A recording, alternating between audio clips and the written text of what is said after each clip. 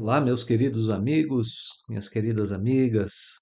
Estamos iniciando o nosso estudo semanal sobre o Livro dos Espíritos, aqui através do canal do NEP, Paulo de Tarso.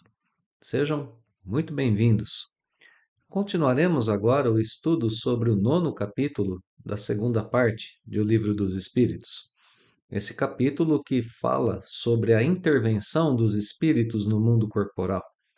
Nós que já começamos a estudar o item Influência oculta dos espíritos em nossos atos, hoje vamos dar continuidade a esse item. Estudamos esse mesmo item até a questão de número 466. Hoje nós vamos terminá-lo, chegando à questão de número 472. Mas antes de dar continuidade ao nosso estudo, eu convido os queridos amigos à nossa prece inicial. Vamos lá. Vamos então, nesse momento, concentrar os nossos pensamentos na imagem do Divino Amigo, do amado Mestre Jesus, humildemente pedindo a Ele que esteja conosco, nos intuindo, protegendo, durante o nosso grupo de estudos nesse dia. Amado Mestre, sê conosco também na continuidade de nossas vidas, propiciando a todos nós o seu caminho de luz, de sabedoria e de paz. Muito obrigado, Senhor, e que assim seja. Então, meus amigos, relembrando um pouquinho a nossa temática, antes de começarmos a questão 467, a gente parou o nosso estudo num ponto em que era analisada a questão do bem e do mal, a questão moral dentro das questões 464, 465 e 466. Ali nós víamos Allan Kardec trazer a discussão sobre os modos de percebermos quando o pensamento é de um bom ou de um mau espírito, essa influência que está chegando para nós é de um bom ou de um mau espírito, por que eles nos levam a fazer o mal e por que Deus permite isso. Então aqui fica como, se assim quisermos pensar, né, um- como pano de fundo, vamos dizer assim, uma questão moral, que se não é assim diretamente colocada, né, apesar da gente ter a palavra mal aqui, né, colocada em várias vezes, né, durante o texto, mas, enfim, a gente pode considerar que seja até uma questão moral como pano de fundo para a influência dos espíritos, porque, vejam, o livre-arbítrio está sujeito também a essas influências. É claro que o âmbito mais livre da minha existência, o âmbito onde eu mais atuo, é o livre-arbítrio, é a escolha entre o bem e o mal. Mas se a gente está um pouquinho desatento ali, a gente recebe uma sugestão e acaba cedendo, sem analisá-la profundamente. Então, o livre-arbítrio acaba, a questão moral, melhor dizendo, acaba permeando aqui essas questões 464, 5 e 6. Bem, e aqui a gente vai percebendo, né, por que Kardec colocou o título Influência Oculta dos Espíritos. Justamente porque ela é algo que não está colocado assim tão claramente. É preciso um conhecimento, é preciso uma análise para que a gente possa perceber que existem essas influências e para que a gente possa começar a lidar com elas. Então, essa atuação dos espíritos sobre o nosso pensamento é algo, como já discutimos, de suma importância que o espírita deve levar em consideração na sua existência e deve começar a lidar com essa circunstância da sua encarnação, ao ponto de tratá-la no seu dia a dia. E a gente já falou um pouquinho sobre isso no estudo anterior, mas no estudo de hoje é onde essa característica, né, da influência começa a ser melhor tratada. Apenas relembrando, das questões que vão de 459 até 453, a 459 é a questão que abre esse item, né, do Livro dos Espíritos, o item que estamos estudando. Então, de 459 a 463, nós estudamos essa mistura de pensamentos que nós temos enquanto encarnados, mistura entre os nossos pensamentos e o dos espíritos desencarnados, que acontece como vimos o tempo todo. De ordinário, são eles quem vos dirigem, né? São os espíritos que dirigem nossos pensamentos e atos aqui na Terra, quando não estamos atentos, né, a essa circunstância. De 464 até 466, justamente víamos essa questão da influência dos maus espíritos, tendo como pano de fundo a questão moral. Agora, da questão 467, que nós iniciaremos agora, até a questão 470, nós vamos ver os meios de resistirmos a essas influências dos maus espíritos. E na questão 471 e 472, a causa de alguns sentimentos e circunstâncias que acontecem no nosso dia a dia. Então a gente tem um caminho aí bem interessante, um estudo muito profundo para ser realizado sobre essas questões que nós temos pela frente aqui no Livro dos Espíritos, as últimas questões do item, né? Então vamos lá. Questão 467, Kardec pergunta se pode o homem, o espírito encarnado, eximir-se, né, preservar-se da influência dos espíritos que procuram arrastá-lo ao mal. Será que a gente pode se proteger disso? Será que nós temos meios, recursos para não sermos influenciados por maus espíritos? Posso me livrar dessa influência? Bom, então vamos lá. Resposta, né? Pode, o espírito pode. Visto que o espírito não, perdão, o homem, né? O homem pode se livrar da influência de maus espíritos. Pode, visto que tais espíritos só se apegam aos que pelos seus desejos os chamam, ou aos que pelos seus pensamentos os atraem. Então, muita atenção a essa resposta, porque ela coloca a nossa análise duas faculdades essenciais do espírito. E a gente precisa perceber isso, né? A gente pode se livrar dessa influência porque os espíritos só, né? O só aqui é muito importante. Apenas se apegam, os espíritos só conseguem influenciar aqueles que os chamam ou pelos desejos ou pelos pensamentos. Então vejam só, pelas nossas inclinações, pela satisfação dos nossos desejos ou pelos pensamentos que nós cultivamos. É isso que os atrai.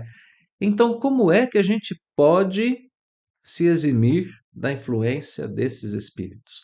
Cuidando muito bem de nossos desejos e cuidando muito bem de nossos pensamentos.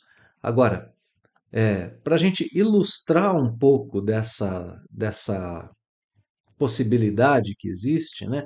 E ilustrar um pouquinho de tudo isso que já foi conversado, inclusive desde o início do item, eu trago um texto da Revista Espírita de 1859, mais especificamente do mês de novembro, onde nós temos a narrativa, uma pessoa escreve a Allan Kardec.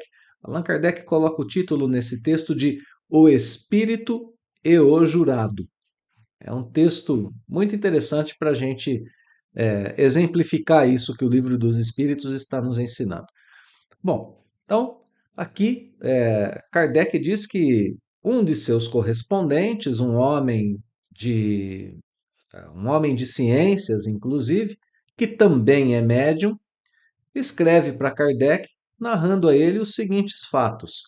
Ele vai dizer: Senhor, talvez possa, né, publicar na sua revista o seguinte fato. E aí ele começa a contar que há algum tempo ele havia sido jurado. O tribunal deveria julgar um rapaz ainda muito jovem, né? Ele diz que é um moço apenas saído da adolescência e que era acusado de assassinato. Ele havia assassinado uma senhora idosa em circunstâncias horríveis, usando as palavras do próprio texto, né? E ali na narrativa desse homem que escreve a Kardec, ele descreve a situação como sendo a seguinte: esse rapaz que era o acusado, ele confessava o crime e contava os detalhes durante o julgamento, mas contava assim os detalhes de uma forma fria, né? Que fazia com que as pessoas se assombrassem diante daquela narrativa e até estranhassem como uma pessoa tão jovem poderia ter sido capaz de um crime tão cruel e de depois ainda narrar, né, os detalhes daquele crime. Ainda esse amigo de Kardec, esse jurado, diz que por causa ali da idade, né, da mocidade desse rapaz, da percepção que eles tinham de que ele era um rapaz que não tinha recebido uma boa educação, que em seu ambiente familiar os estímulos também não eram os melhores, né? Que justamente por causa dessa situação era fácil de prever que algumas circunstâncias ali seriam apresentadas como atenuantes, né? Inclusive o estado de cólera que ele apresentava quando agiu para assassinar aquela senhora. E sendo assim, passou o julgamento e tudo mais, e esse jurado continua escrevendo o texto, né, dizendo para Kardec: olha, eu quis consultar a vítima. Sendo ele médium, ele evocou a vítima. Ele evocou a senhora que havia sido assassinada. E ela atendeu a esse chamado do médium e começou a conversar com ele.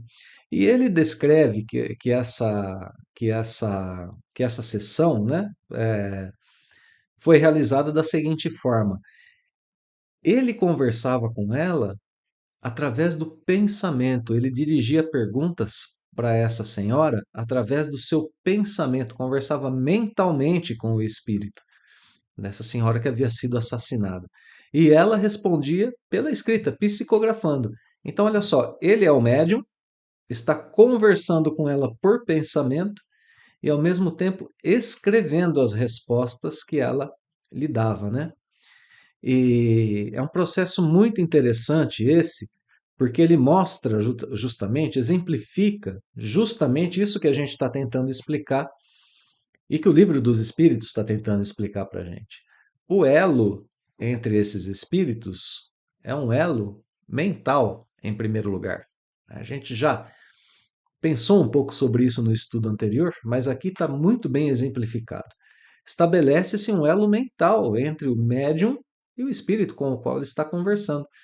Falamos um pouquinho também no estudo anterior sobre a mediunidade. Aqui a gente tem a base da mediunidade, né? Quando se diz que um espírito desencarnado pode influenciar um espírito encarnado, essa é simplesmente a base da mediunidade. Os dois estão em ligação mental. Bem, então, mesmo não sendo todos os médiums ostensivos aqui na Terra, todos nós temos essa capacidade de estabelecermos elo mental com desencarnados. Então, aqui, né, um exemplo muito bom para esse elo mental. O médium chama mentalmente, o espírito atende, estabelecendo com ele comunicação. Ele pergunta em seu pensamento e escreve a resposta dela logo na sequência. A primeira pergunta que ele fez a ela é: o que a senhora pensa do seu assassino? E olha que a gente teve essa pergunta aqui há pouco tempo, né? O que os espíritos desencarnados pensam a respeito da gente? E a resposta foi assim: depende do grau de elevação deles. Olha a resposta que essa senhora dá a essa pergunta: o que a senhora pensa de seu assassino? Ela responde assim para Kardec: não sei eu, perdão, não serei eu quem o acusará. Eu não vou acusá-lo. Surpreendente, né? Olha o que esse espírito pensa a respeito de seu próprio assassino. E aí a pergunta inevitável é: por quê? Ele pergunta por que a senhora não vai acusá-lo. Aí ela vai explicar que quando ela era moça, haviam se passado mais de 50 anos, havia um rapaz que tentou cortejá-la, que tentou, né, se aproximar dela, que tentou estabelecer um vínculo romântico e não conseguiu. E aí, como ele não conseguiu, viu que ela o repelia de todas as formas, ele jurou vingar-se. Olha só, desencarnou, conservou depois de morto esse desejo de vingança e aproveitou as disposições do jovem para inspirar nele o desejo de matá-la. Isso é a vítima explicando o que aconteceu. Olha que interessante, né? E por isso ela não acusa o rapaz de pelo crime que ele cometeu. E interessante, né? Continua o diálogo mental e o médium pergunta para ela: mas como a senhora sabe disso? E ela responde, fala: olha, foi ele mesmo que me disse. Quando eu cheguei aqui ao mundo dos espíritos, eu me encontrei com ele e ele me disse que foi ele que influenciou o rapaz para que ele me matasse, né? Bom, e aí o médium continua perguntando a ela: olha, eu compreendo tudo isso, né? Compreendo que o estímulo que levou aquele jovem a assassiná-la foi um estímulo externo. Mas a senhora não acha assim que essa inspiração que veio para que ele cometesse o crime poderia não ter sido tão forte nele assim se ele não tivesse algum tipo de sentimento de inveja, de ódio, de vingança contra a senhora e a sua família? A senhora não acha que o rapaz tem uma participação assim, né? Ela responde, com certeza, sim. Sem isso, ele seria mais capaz de resistir. Então, meus amigos, eu vou voltar aqui na tela agora a nossa, a nossa questão 467 para a gente ver se não, né, com um exemplo prático aqui, se tudo isso fica muito claro, né? Os desejos e os pensamentos atraem os espíritos que nos influenciam ao mal. E esse homem, esse médium, perguntou a ela se esse garoto tinha sentimentos de inveja por ela, de ódio, de vingança contra ela e a família. Olha aqui a ordem dos desejos, né? Então, aparecendo aqui claramente a ordem dos desejos que propiciaram, né, a esse espírito se aproximar desse jovem para que ele se vingasse. Então, sim, aproveitou das disposições, das inclinações daquele rapaz, né? Então, ela completa dizendo: olha, ele não iria se aproximar de alguém que pudesse resistir, obviamente, né? Ele queria fazer aquilo, não vai conversar com alguém que não vai escutá-lo, o espírito, né? Pergunta seguinte da conversa, né, do diálogo entre o médium e a senhora assassinada. E ele sente prazer com a sua vingança? Ele está satisfeito com a sua vingança? E ela responde a ele: não, porque agora ele vê que isso lhe custará caro. Além disso, em lugar de me fazer o mal, ele me prestou um serviço. Olha que resposta, meus amigos.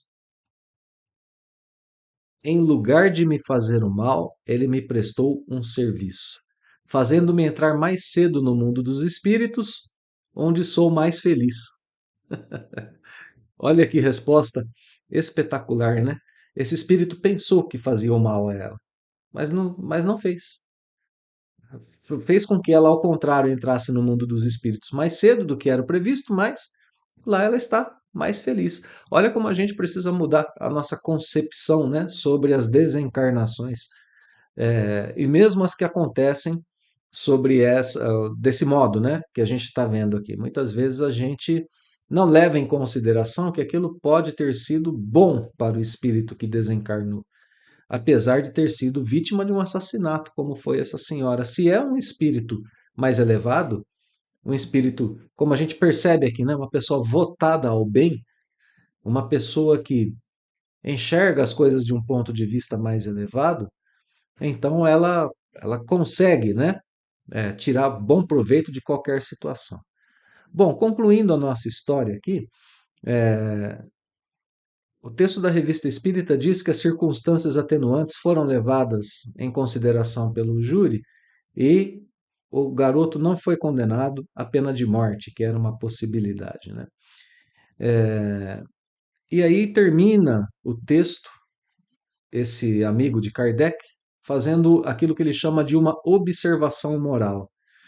Ele fala assim, ó, agora a gente é obrigado a concluir que o homem deve vigiar os seus menores pensamentos malévolos e até mesmo os seus maus sentimentos.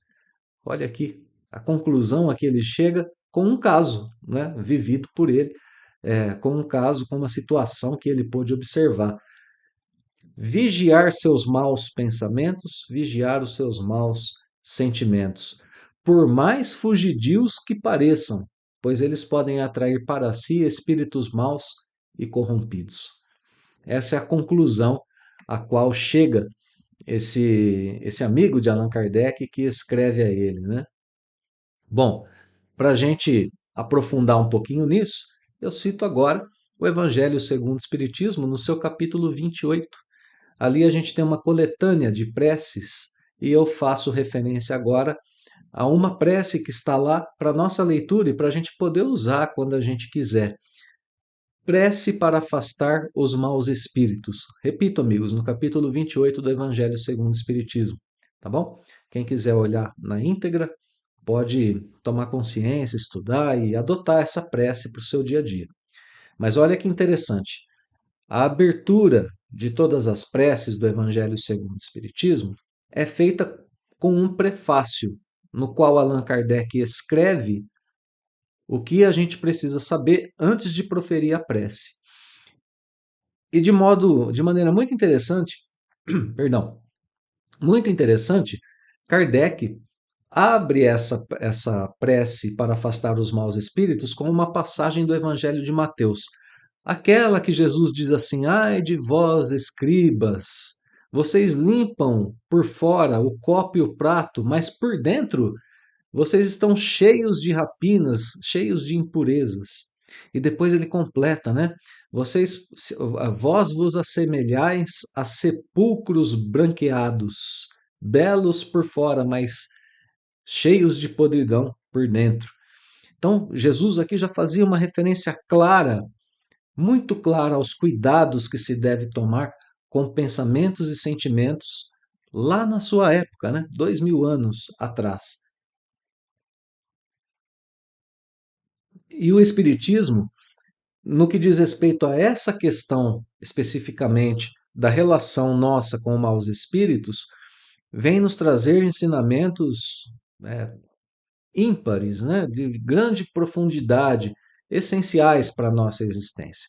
No prefácio que segue essa abertura do Evangelho de Mateus, Kardec escreve que os espíritos maus somente procuram lugares onde encontrem possibilidade de dar expansão à sua perversidade. E aí ele escreve o seguinte: para afastar, não basta pedir-lhes, nem mesmo ordenar-lhes que se vão. É preciso que o homem elimine em si o que os atrai. Então, pode um homem eximir-se da influência de maus espíritos? Pode. O que ele precisa fazer, a gente já está unindo aqui as informações, né? Da Revista Espírita, cuidar dos maus pensamentos e sentimentos, no sentido de exterminá-los. É isso que está aqui no prefácio da prece, né? No Evangelho segundo o Espiritismo. Kardec chega a escrever que os maus espíritos farejam as chagas da alma, como as moscas farejam as chagas do corpo. Então, assim como se limpa o corpo, deve também se limpar as impurezas da alma. Cuidar dos maus pensamentos de modo a não deixar com que eles cresçam. Qualquer momento que a gente tiver um mau pensamento ou um mau sentimento, tratá-los, principalmente através da oração. Vejam, né? Quando a gente começa a orar, a gente se coloca em sintonia com bons espíritos. Portanto, não há espaço para a sintonia com maus espíritos. Isso é um exercício diário, cotidiano, é um exercício que não pode ser rompido em momento algum da nossa existência se a gente realmente quer purificar a nossa alma, se nós queremos realmente nos colocar numa situação de recebermos cada vez menos, né? Pelo menos más influências, até que estejamos livres delas. Lembrando, né? No prefácio, Kardec aqui escreve: olha, não adianta pedir nem ordenar para que eles se vão. As ordens de uma pessoa que não tem autoridade moral sobre eles, de nada adiantam. Né? É muito diferente de Jesus, que ordenava a espíritos inferiores que se retirassem e eles não tinham outra escolha a não ser se retirar. Isso acontecia frequentemente quando Jesus encontrava ali, por exemplo, aquele homem, né, que levou o garoto, o seu filho, obsediado à presença dos apóstolos, e os apóstolos não conseguiram, na linguagem do Novo Testamento, expulsar dele o demônio, ou os demônios. E Jesus ordenou e os demônios se retiraram. Né? Maus espíritos, a gente sabe hoje, né? Espíritas, sabemos que não eram demônios, mas maus espíritos. Então Jesus tinha autoridade moral para isso. A gente precisa construir a nossa, né? Cuidando do nosso interior, cuidando do nosso progresso espiritual. 468. Os espíritos maus renunciam às suas tentativas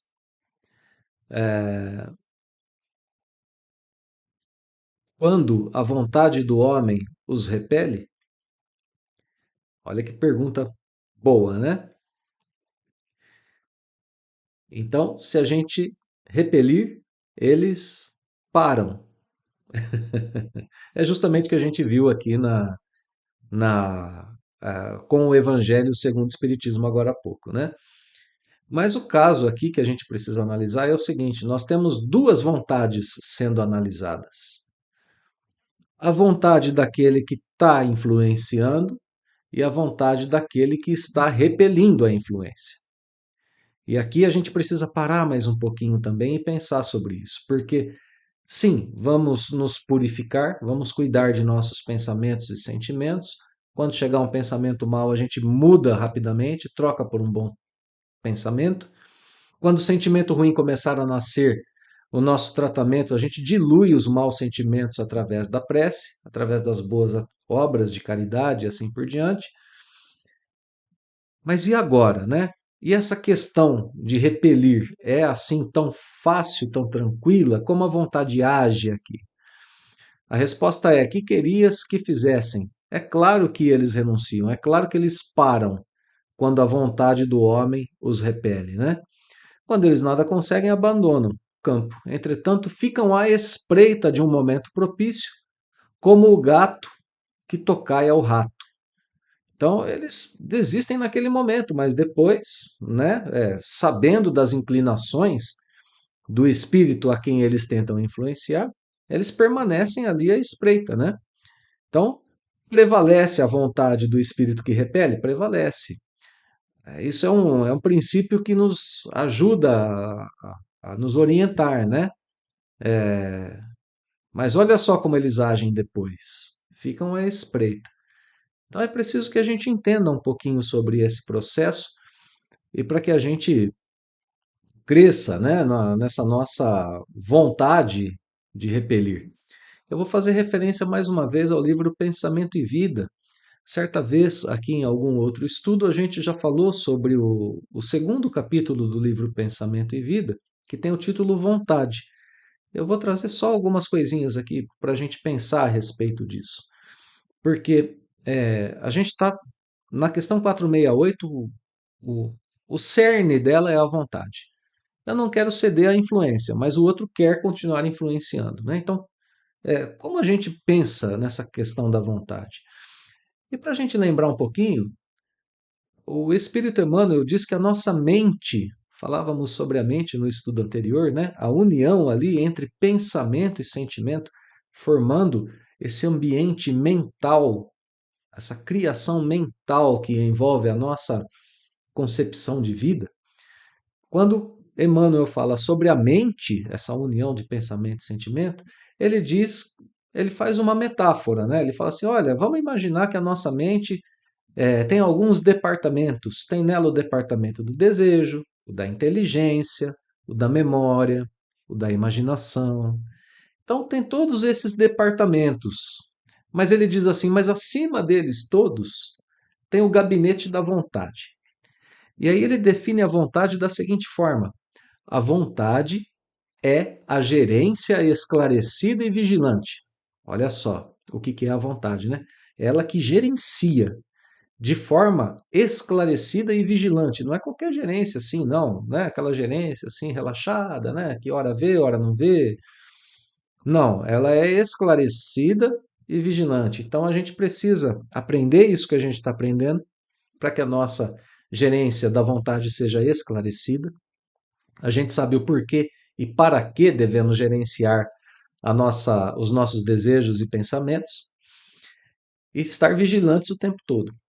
Então, a vontade é a gerência esclarecida e vigilante, governando todos os setores da ação mental. É ela que orienta tudo. Emmanuel diz que ela é como o leme da nossa mente. Todo mundo sabe para que serve um leme, né? Para dar direção, orientar. Olha, começou a surgir um mau pensamento. Não, não, não, não, não. Não vamos por aqui, dirá a vontade. Olha só, o pensamento não é aquela coisa solta assim, né? Ele está sob a orientação, a vigilância, a gerência da vontade. Prestar atenção ao campo do nosso pensamento é algo de, assim, né, essencial para fazermos a nossa reforma íntima, para nos protegermos espiritualmente. É ela que, é a vontade que dá essa direção, né?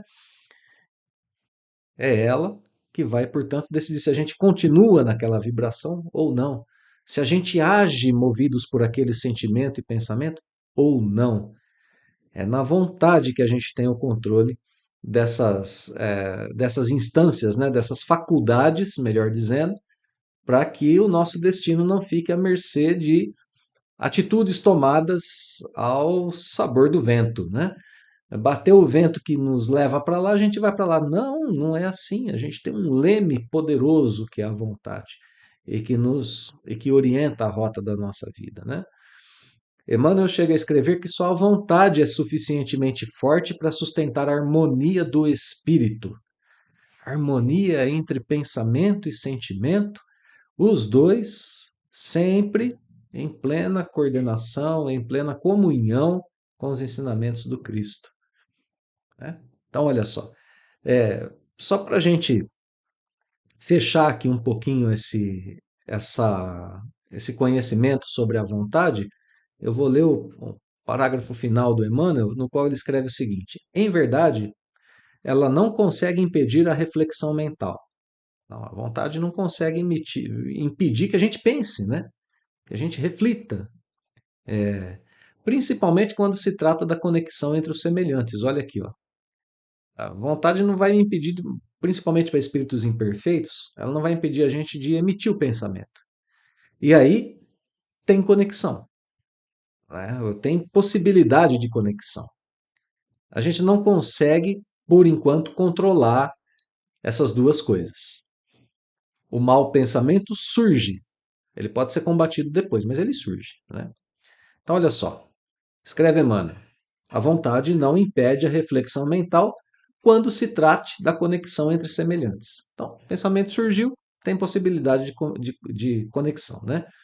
Entre semelhantes, maus pensamentos, nossos e de espíritos desencarnados. Continua Emmanuel. Porque a sintonia constitui lei inderrogável. Né? Sintonia é lei. Mas pode impor o jugo da disciplina sobre os elementos que administra, de modo a mantê-los coesos na corrente do bem. Então, o que quer dizer isso aqui, né? Que Emmanuel, parágrafo que eu escolhi para encerrar a reflexão sobre a vontade. É muito difícil para a gente controlar o pensamento? Sim, é muito difícil controlar quando ele surge. Mas depois que ele surgiu e a gente identificou, a gente pode impor ao pensamento o jugo da disciplina. É isso que Emmanuel está ensinando para a gente. E como que a gente põe o jugo da disciplina? Fala, não, eu não quero mais pensar isso, eu vou pensar outra coisa. Agora eu vou estudar. Agora eu vou ler uma passagem do Novo Testamento. Agora eu vou assistir uma série, uma boa série, um The Chosen, né? Agora eu vou fazer uma boa leitura. Agora eu vou fazer minhas orações. Agora eu vou, enfim, né? Eu vou tratar a minha vida com boas coisas, com boas atitudes. E isso vai criar em mim a manutenção dos bons sentimentos. E olha só como que a lei de afinidade é maravilhosa, porque se ela é, como escreveu Emmanuel, inderrogável, criando bons sentimentos, inderrogavelmente eu estarei ligado aos meus semelhantes, aqueles que têm bons pensamentos, e, portanto, protegido da influência dos maus. Ok? Então, usamos aqui o texto de Emmanuel, né, para dizer que o pensamento mal pode surgir ainda para a gente? Pode, mas a gente tem toda a possibilidade de controlá-los. E isso é para a gente libertador, é consolador, porque o nosso destino está em nossas mãos e não nas mãos dos espíritos que querem nos influenciar para o mal. Vamos lá, vamos continuar agora, mais um pouquinho, questão 469. Por que meio podemos neutralizar a influência dos maus espíritos? Então, aqui, né, a gente pode influenciar? Pode. Perdão, a gente pode. Os espíritos renunciam? Perdão, meus amigos, eu vou retomar aqui o fio da meada, né? Para não ficar confuso. Olha lá. O homem pode eximir-se da influência? Pode. Os espíritos renunciam às tentativas quando o homem faz isso? Sim. E agora, como? Por que meio, né? Como neutralizar a influência dos maus espíritos? É que quando Kardec pergunta por que meio, ele quer algo mais prático. E eu estou falando aqui de controle de pensamento, de sentimentos através da vontade. Então, é algo que surge, né? Com Emmanuel, que já é um espírito que traz excelentes informações pós-codificação. E agora a gente tem aqui, dentro do próprio texto do Livro dos Espíritos, orientações para a gente poder somar a essas informações de Emmanuel. Então, agora a questão é essa, né? Como a gente se liberta da influência? Em primeiro lugar, praticando o bem, o âmbito da ação, fazer o bem o tempo todo, a caridade sempre que possível, sempre que nós tivermos oportunidade. Aquele que age no bem rompe laços de inimizade, mesmo que sejam laços de inimizade de longa data. Então, primeiro lugar, praticando o bem. Segundo, confiando em Deus. Olha aqui. Pondo em Deus toda a vossa confiança. Aqui o âmbito da ação. Confiança, o âmbito do sentimento. Sentimento em Deus, na bondade, na justiça de Deus o tempo todo. Assim a gente vai repelir a influência de espíritos inferiores. Parou por aí? Não, ainda tem mais. Terceiro ponto, não atender às sugestões que venham pelo pensamento. Então, olha só, aqui a gente tem os cuidados para o âmbito da ação, jamais fazer o mal. Se estamos pensando em fazer o mal, não façamos. O mal ficou preso no âmbito do sentimento, do pensamento, né? Se sentimos o mal, não deixar chegar na ação, nunca na ação do mal. Então, por isso que ele começa aqui com praticar o bem. Não fazendo o mal, a gente já está segurando os impulsos. Não atender os maus pensamentos. Né? Terceiro ponto nosso aqui.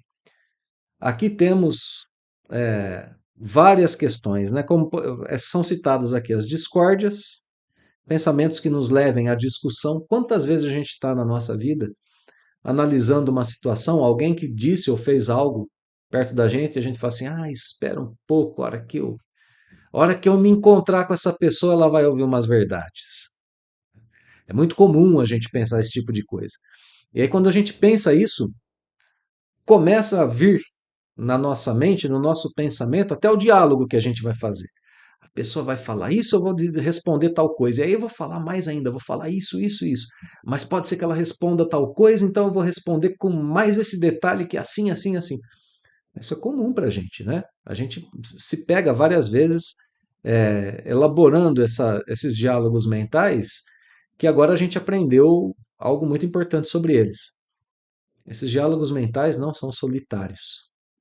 Quando a gente está imaginando esse tipo de situação, nós estamos conversando em nosso mundo íntimo com a gente mesmo, mas estamos sendo amparados por todos os espíritos que se afinizam com esse tipo de resposta e que querem que a gente entre pelos campos da discórdia.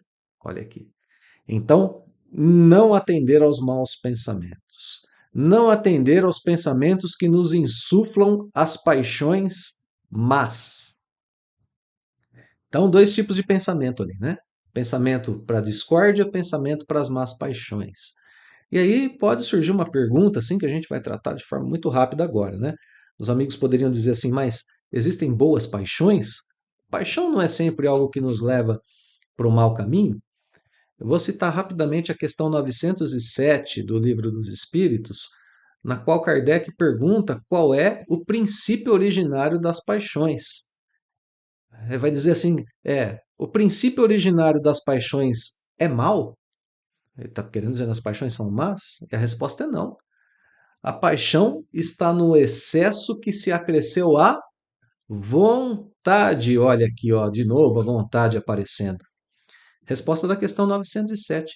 Veja só, o princípio das paixões está muito ligado ali à vontade, né? Desejo de conseguir algo, desejo de realizar alguma coisa.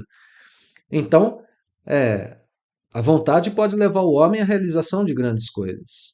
Acontece que o excesso em certos pontos, né, em certos desejos, é o que gera a paixão.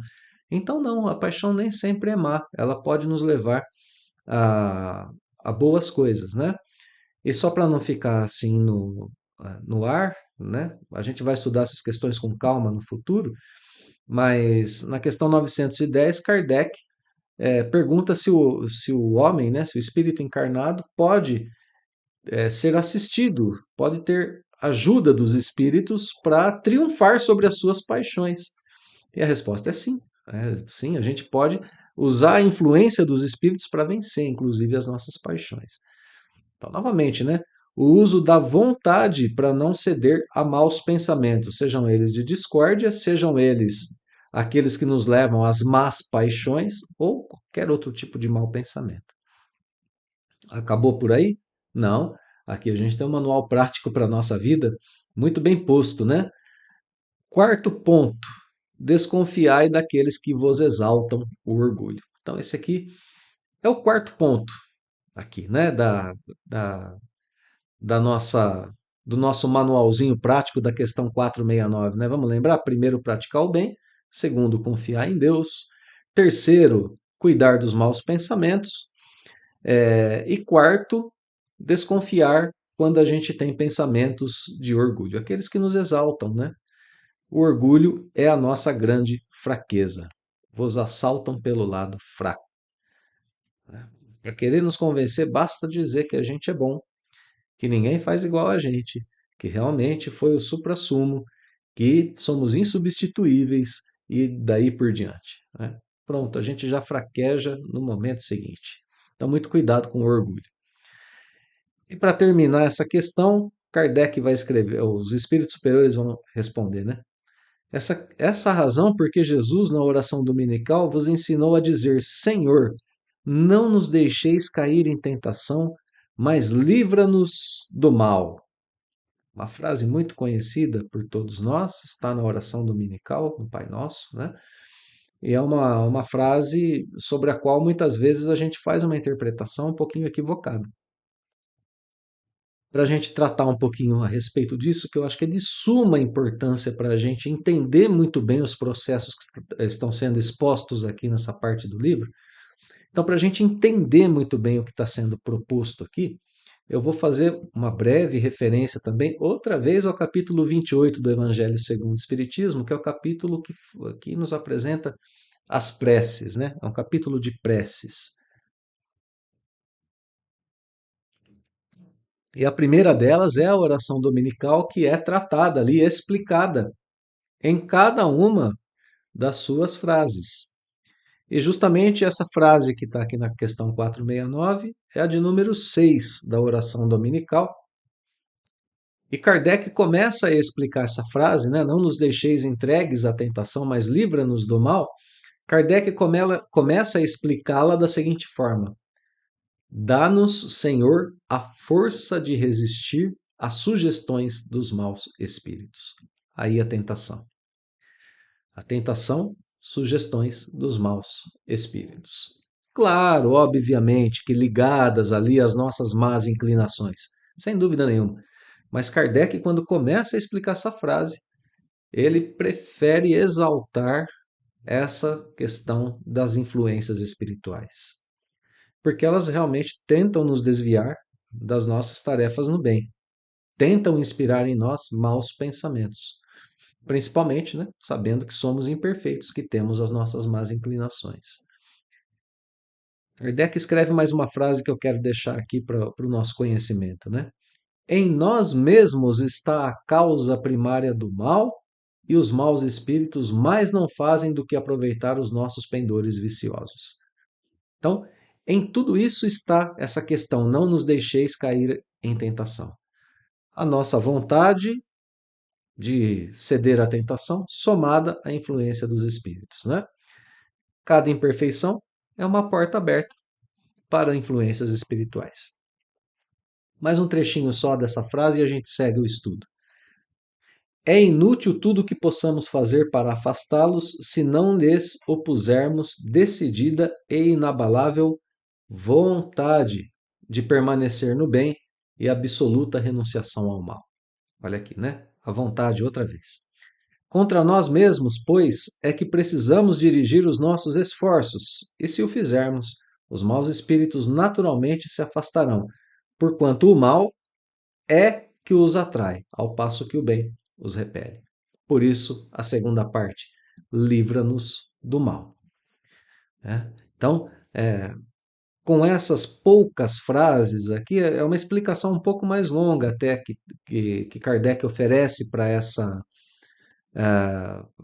frase de Jesus, né, que está na oração dominical e que está também ali no capítulo 28 do Evangelho segundo o Espiritismo, e que eu aconselho os amigos a lerem, né, a estudarem essa explicação de Allan Kardec, que nos coloca no caminho desse entendimento, né? Não nos deixeis cair em tentação, tratando em nós mesmos de nossas más inclinações, imperfeições e influências, mas nos livra do mal, Senhor. Que mal, né? Que mal é esse? O mal que já está em nós. O mal que nós temos a propensão de fazer, né? O mal que nós cultivamos através das nossas múltiplas reencarnações. Se eu me livrar do mal, eu me coloco no caminho do bem e no caminho da minha proteção contra más influências. Bem densa, né? Essa questão 469, com muitos detalhes, digna de estudos profundos, né? Questão 470, agora continuando aqui, última questão tratando sobre com o foco, né, a respeito dessas influências que a gente sofre. Então, descer mais um pouquinho aqui para ficar melhor. Pronto, agora sim. Os espíritos que ao mal procuram induzir-nos e que põem assim em prova a nossa firmeza no bem, procedem desse modo cumprindo uma missão, e se é assim, cabe-lhes alguma responsabilidade? Olha que pergunta interessantíssima, né?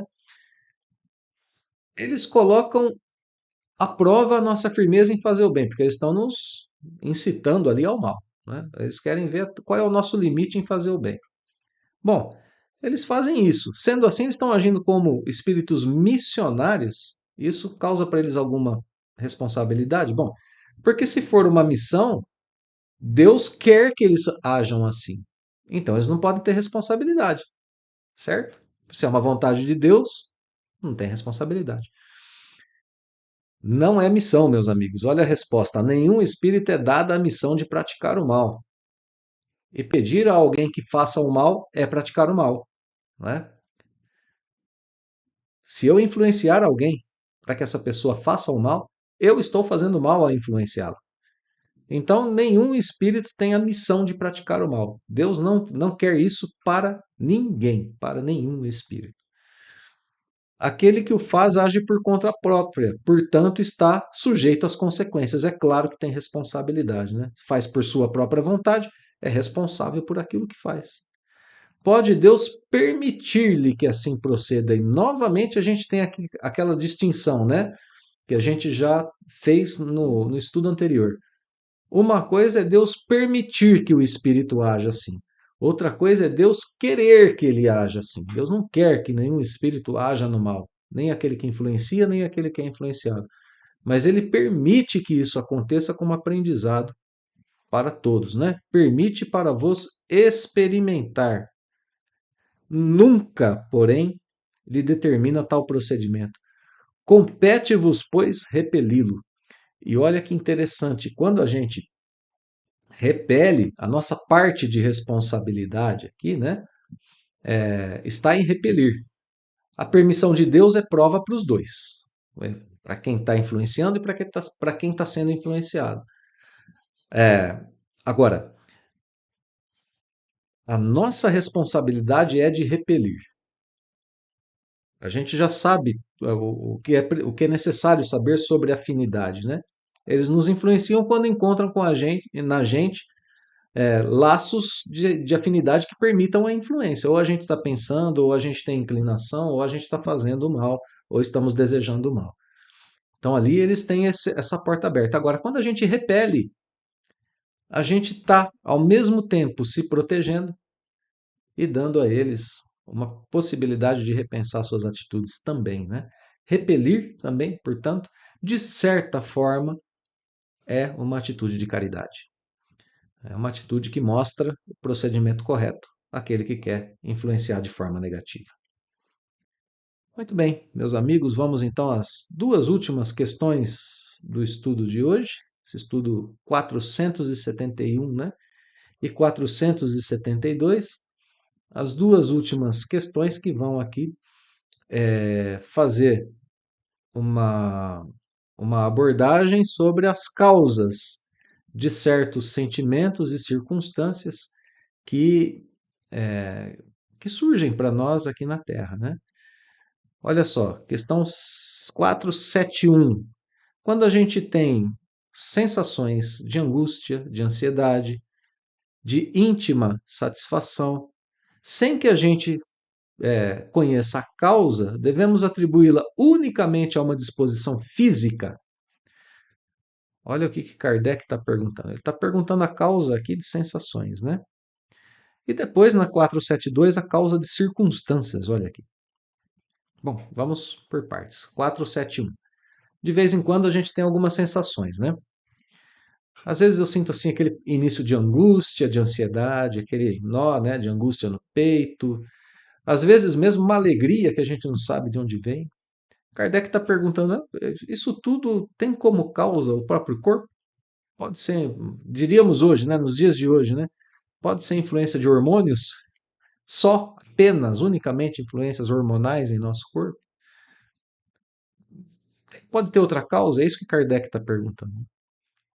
A resposta é quase sempre efeito das comunicações em que inconscientemente entrais com os espíritos, ou da que com eles tivestes durante o sono. A gente já estudou o sono aqui, né? Os sonhos, e a gente viu que realmente eles causam reflexos para o nosso dia a dia. Aqui, especificamente, Kardec está chamando a nossa atenção, né, para essa nossa convivência com o plano espiritual, e a resposta dos espíritos vem justamente nesse sentido, né? Nós temos comunicações inconscientes com os espíritos o tempo todo. Aqueles pensamentos que a gente não sabe, ou a gente nem para analisar se são nossos ou não. E se a gente tem pensamentos? Se a gente tem ligações mentais, laços fluídicos de afinidade? Ora, De repente a gente está ali no nosso íntimo com uma predisposição para uma tristeza ou para uma alegria, para um bem-estar ou para um mal-estar, predisposição em nosso ambiente mental, como diria Emmanuel, né? A nossa vontade não está ali muito vigilante, não está gerenciando muito bem, nós estamos desatentos, deixando-nos levar pelo sabor dos ventos, e aí estabelece-se laços de afinidade com espíritos que sentem a mesma coisa, e muitas vezes não precisam nem sugerir coisa alguma, né? Só de estarem em afinidade e se aproximarem, o que está em nós é potencializado. Se era uma pequena tristeza que estava só latente, passa a ser uma tristeza perceptível, passa a ser uma sensação de angústia, uma sensação de ansiedade, passa a ser, por outro lado, né, com outros tipos de afinidade, uma íntima satisfação, sem sabermos de onde vem. Veja só, né? Aqui no finalzinho desse item, Kardec aproveita para nos dizer: olha, muita atenção às influências do plano espiritual, né?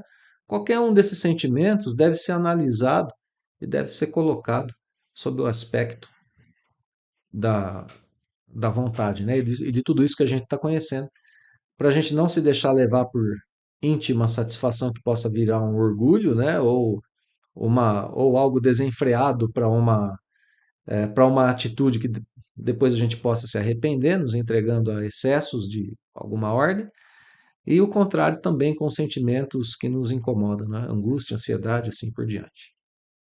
Então, tem sim como causa os espíritos, a influência dos espíritos. Última questão, 472. Os espíritos procuram atrair-nos para o mal, que procuram, né, atrair-nos para o mal, se limitam a aproveitar as circunstâncias em que nos achamos ou podem também criá-las? Então, olha só, essa pergunta é o seguinte, né? Os espíritos apenas se aproveitam de algumas circunstâncias ou eles chegam a criar circunstâncias, influenciando no âmbito material mesmo da nossa vida? Então vamos ver qual que é a resposta. Aproveitam as circunstâncias ocorrentes. Então, se a gente já está ali numa situação em que eles podem aproveitar daquilo, né? Já tem alguém, por exemplo, nos irritando. E eles percebem que a gente está cedendo à irritação. Então, eles podem aproveitar essa circunstância para fazer com que a gente responda e entre em discórdia, né? Como a gente viu anteriormente. Mas também costumam criá-las, impelindo-vos, mau grado vosso, para aquilo que cobiçais. Perdão, amigos. Então, aqui o exemplo da cobiça. Então, os espíritos superiores aqui dão para a gente um exemplo. Eu citei agora o exemplo da discórdia, eles apresentam o exemplo da cobiça. Vamos ver como que eles criam isso, né? Como que eles criam uma situação.